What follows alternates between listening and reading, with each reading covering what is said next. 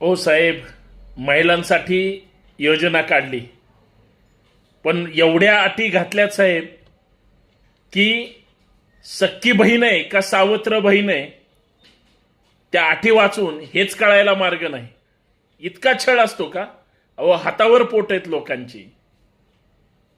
म्हणजे 1500 रुपये महिन्याला मिळणार आहेत आणि त्याच्यासाठी 800 ते 1000 रुपये खर्च लोकांचा होतोय.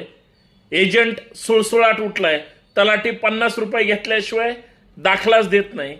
एवढा सगळा छळ करायचा असेल तर एकतर सरसकट सगळ्या बहिणींना योजना द्या किंवा सावत्रपणाची वागणूक देऊ नका.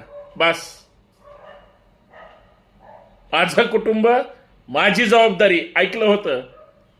पण माझी लाडकी बहीण म्हणून इतका जर छळ होणार असेल तर तो सावत्रपणाची वागणूक आहे.